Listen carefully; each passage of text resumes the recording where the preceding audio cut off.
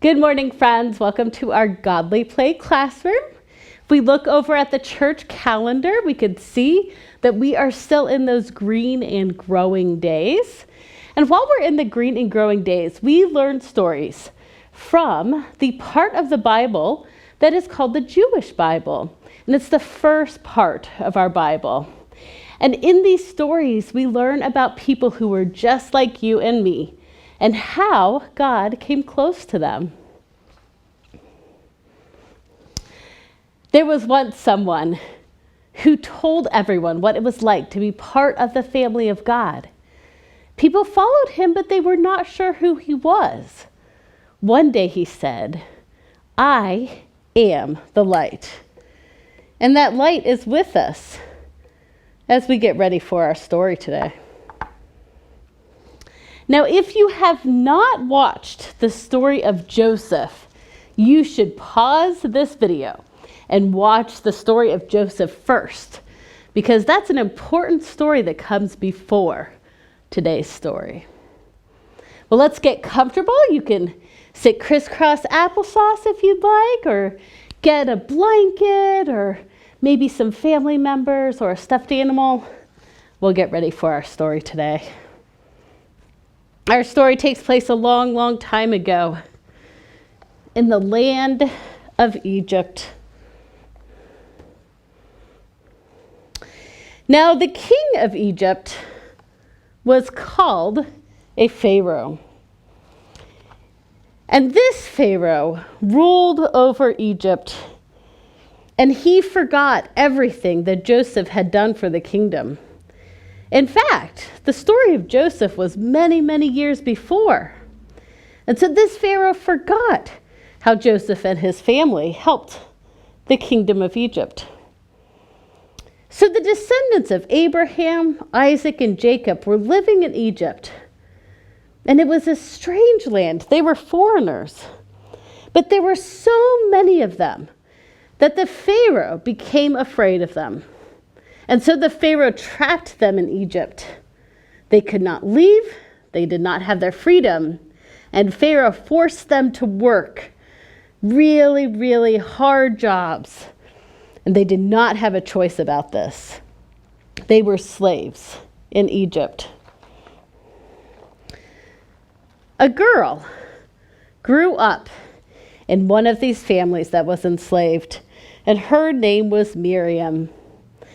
I wonder if Miriam heard the stories of her ancestors, of Sarah, of Abraham, of Rebecca and Isaac, of Rachel and Jacob.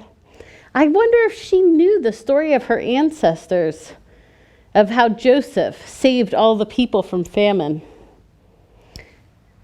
But she was close to God and trusted that God would be with her. Now, Miriam's mother was very afraid, and she was afraid of Pharaoh's anger. Pharaoh was so angry and so afraid that he wanted to hurt the people. And so Miriam and her mother made a basket. And the basket was not for food. The basket was for Miriam's baby brother. They put Miriam's baby brother into the basket, and the mother told Miriam to go to the great Nile River and to put the basket right by the river and to hide and see what God would do. So Miriam gently placed the basket into the reeds by the great Nile River. She hid and waited to see what God would do. Meanwhile, the princess of Egypt came down to the Nile to wash. The princess came with all of her servants, and the princess saw that there was a basket hiding by the river. So she told her servants to go and bring the basket to her, and they did. I wonder how Miriam felt as she was hiding in the reeds watching as her baby brother was discovered. Well, the princess opened the basket gently, and when she looked inside, she saw the baby boy.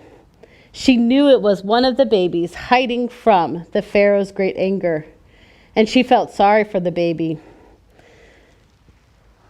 Miriam was so brave. She stepped out from her hiding place and she said, "Would you like me to go and find one of the Hebrew women to nurse the child for you?"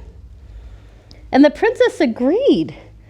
The princess said, "Take this child and nurse it for me, and I'll pay you for your work." So Miriam took her baby brother home to her mother, and they raised the child. When the child was grown, they took the child to the princess of Egypt. And the princess of Egypt adopted him as her son. And she said, "I will name you Moses, for I brought you out of the water."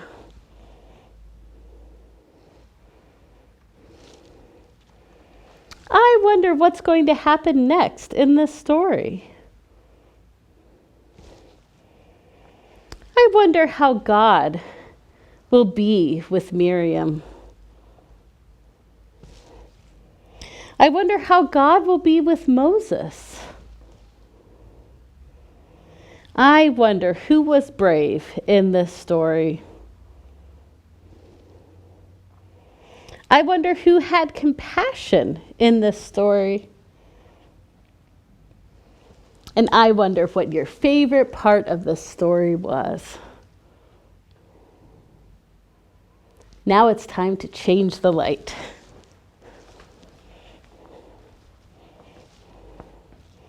Even though the light is here at one time and one place, when we change it, it's going to fill up all of time in every place. The light of Christ is with us, no matter where we are.